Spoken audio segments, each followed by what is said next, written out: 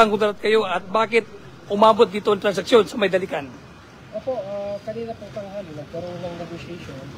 We meet up at Barangay Salimbao, but hinila tayo dito sa Dato-Odin.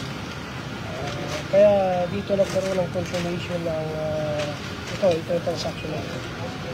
Itong dalawa ba, ito ba silang main target at bukod dito, wala bang nakatakas? Actually, may kasama silang dalawa. Pakasuhan din natin yung at large. Pero itong babae na unang pagtransaction namin kanina, yung babae. Itong dalawa, available na ba yung kanyang identity, Colonel? Mamaya, ibibigay po namin yung identity ko. Bilang kumpirmasyon, magkano itong halaga ng transaksyon at yung kabuuan itong drogang nakumpiska, Colonel? More or less, 1 kilo itong transaction natin. At face dangerous drug. Colonel, sa buong probinsya ng Maguindanao del Norte, kayo sa level ng munisipyo, MDU, ngayong taon ay naka 3 kilo na kayo. Ano pa ba ang ng Maguindanao del Norte? Kayo sa level ng munisipyo, MDU, ngayong taon ay naka 3 kilo na kayo.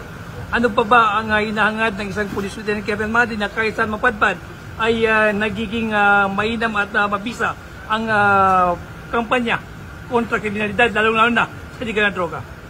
Well, Sir Devon, dahil sa strategy natin, sa intelligence network natin, lahat ng trabaho natin regarding sa anti-illegal drugs ay naka-anchor ito sa intelligence network, sa yung bumababa tayo sa baba, sa grassroots, para makakuha tayo ng ganitong magandang transaksyon.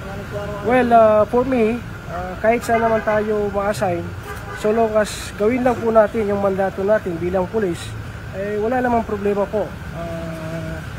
Sa part ko po, ginagampanan ko po yung naaayon sa ibinabayad ng taong bayan sa akin. Bawing-bawi ang gobyerno. Is this operation well coordinated with another law enforcement units? Opo, meron tayong pre-coordination sa PIDEA, at saka in coordination sa Dato-Odin MPS, sa 1st PMFC, sa RMFB, and then PIU. And of course, Regional Drug Enforcement Unit ng PROBA. Lieutenant Colonel Madin, wala na akong tanong. Baka sakali na mayroon kayong nice na panawagan. Okay, bilang babala, sa ngalan ng broadcasting brigada, nasa iyo pong magkakataon. Opo, panawagan ko lang po in behalf ng aming newly installed Regional Director, si Police Brigadier General Juan Macapos, at sa aming buting Provincial Director na si Sultan Police Colonel Salman Sapan.